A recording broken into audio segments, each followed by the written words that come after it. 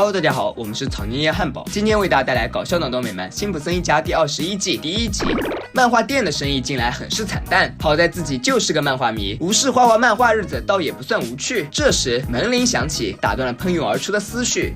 生意还要做，日子还得过，哪知来者是两个狗屁不通的小孩，竟然拿着自己的偶像蜘蛛侠打去。顾客是上帝，不能发脾气，那去仓库攒攒力气。这时小新和大鼻看见压在桌上的漫稿，于是便拿来细细看起。从前有个送货的肥仔，送货时突遇强袭，识时务者为俊杰，还是先装傻愣躲过去，哪知肥仔竟然是全能侠，打击犯罪技能一摸就会。犯罪分子闻风丧胆，在逃罪犯无处遁形。正在两人兴起之处，老板一把夺过，原来这是老板的处女作，只供自己娱乐，本是无聊的消遣工具，哪想竟然意外获得了好评。如此好的作品应该出版发布，可全能侠还是很怕键盘侠，面对怕喷的老板，小心大笔鼓励他去喷喷运气。3言2语之下，老板终于跨出了出版的第一步。当初只是抱着试一试的心态，哪想这竟然成就了一个肥宅的抱负，畅销度一路飙升，一箱箱的作品被运送到各地，并在短时间内覆盖大街小巷、教育领地，甚至是航天事业，爆红程度可想而知。与此同时，某电影公司高层会议如期举行，面对影视业的市场饱和，董事长在挑选这期题材时分外懊恼。就在这时，董事长儿子走了进来，催他快点完事儿。这是什么？这你都不知道？这可是爆款全能侠的最新漫画。董事长拿过来简单的翻了翻，当即做出决定，就他了。可是在3周前，有公司已经买下他的改编权了。该死，短时间里改编权就被买走了，可见爆火程度非同一般。原来3周之前，好莱坞的制片人就已经动手了，哪知肥宅软硬不吃，可商量的唯一条件就是全能侠的演员得由自己来挑选。没门儿，走好，我们从来没有这样卑微过。走好，我们会成为好莱坞的笑柄。走好，可人在屋檐下，哪有不低头？好莱坞终还是在肥宅作品的畅销下妥协了。海选很快进行，在浩浩荡荡3位海选人之中，肥宅没有一个中意的，这不免引起了主办人的抱怨。随即肥宅表明了自己的选人标准，就是要那种相貌平平、大腹便便、完全和英雄沾不上边的 loser。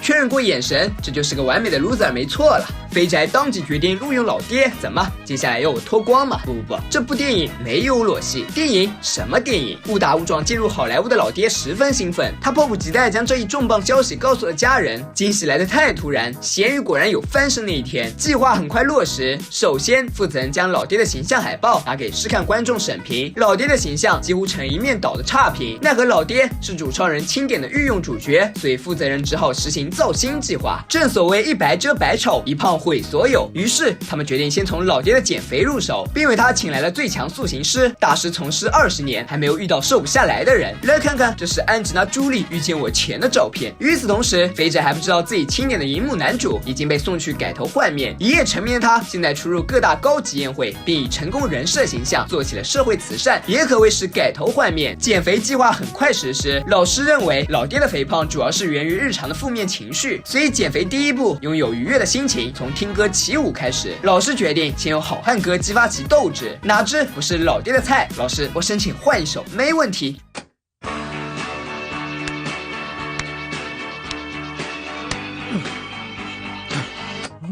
干劲不过3秒，中年人的体力很快耗尽。万事开头难，减肥更是难上加难。好在老爹坚持了下来。1个月后，老爹的训练成果集聚一身，健硕的肌肉配上火辣的钢管，性感在肛门中缠绕，丝毫不逊那些靠颜的小白脸。戴上茂密的假发，穿上性感的紧身衣，唯一的不足就是台词有些差强人意。导演解释说，是因为编剧的问题，整部片零零总总加起来有17个编剧，自然免不了这种问题。好在他们又新请来了2位编剧，后期问题应该不大。健硕的身体不仅让老爹在演艺事业中如鱼得水，更是让他找回了男人的魅力。面对如此刚猛的丈夫，老妈饥渴的眼神满是榨干的欲望，那些曾被啤酒肚隔开的激情终于露出了生猛的原形。拍摄进行得非常顺利，老爹的男性荷尔蒙正在飙升，出色的演技让导演赞叹不已，很棒，我已经闻到了奥斯卡的味道了。所以奥斯卡，麻烦你去洗个澡行不行？人生巅峰来得太顺利，老爹有些喜不自禁。所谓有福同享，有难同当，富贵坚决不能能忘兄弟，就算只是露个脸也是好的，就算不露脸，露个下半身也行。而正在老爹感慨之际，他的恩师突然出现，并告诉他自己找到了下家。离别来得太突然，老爹有点惶恐，因为这就意味着以后没人再替他管理身材。老师表示，你已出师，该学会独挡卡路里了。说完解开外套，纵身跃下高楼。还好这是动画片，老师非但没有摔死，反而还搭上了刚好到站的公交车。看着师傅远去的背影，老师发誓一定不辱师门，坚决抵制卡路里。奈何奶酪摆得很中间，那就吃一小颗好了。他自己沾上的，那么还是得算一颗。一块下肚，回味无穷，双数能带来好运，那就再吃一块。高筑的卡路里城墙在一颗颗奶酪里崩塌，异样的眼光纷纷打射在这个狼吞虎咽的中年人身上。吃了是对不起前程，不吃是对不起自己。如果这一切从开始就错了，那就让我一错再错吧。身材走样显然为拍摄带来了极大的困扰，片组非常苦恼，演员超重，经费超支，就连他们做的模型似乎也有了自己的邪恶思想。而被打回原形的老爹似乎并没有受到什么影响，就是变瘦时的衣服现在有点小，但这并不影响运动啥的。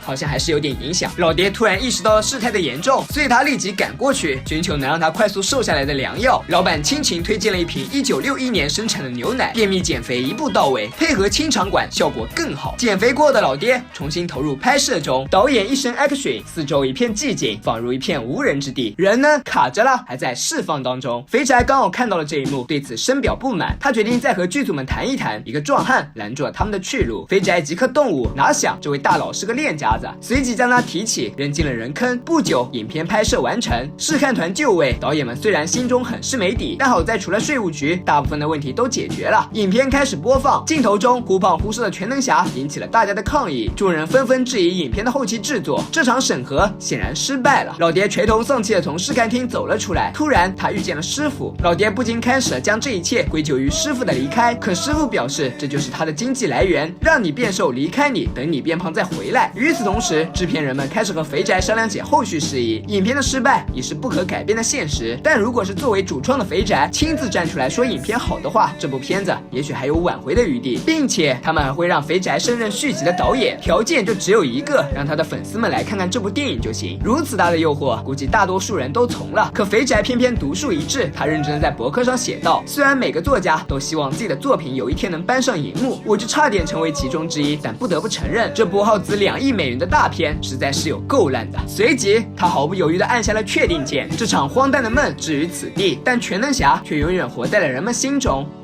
本集无疑是恶搞了好莱坞许多经典作品，可无疑也是在变相性的讽刺影视业的鱼龙混杂。从演员的筛选到后期制作，被牵着鼻子走的制片人们一次次无下限妥协，好剧本大价钱拍成烂片的案例太多。我想其中的因果关系，本集已经讽刺得非常到位了。改剧本强行加戏是演艺圈的常态，不尊重原创的演艺人和编剧比比皆是，但这类现象却永远无法杜绝，因为总有像肥宅那样在高峰时期摆架子逼就范的某某某，也有像老爹那样毫无职业素养的艺人。可庆幸的是，这世上还是会有像最后肥宅那样的人。梦想固然重要，可信念也同样。所谓不忘初心，方得始终。如果一切变不了更好的样子，倒不如让它停在最开始的地方。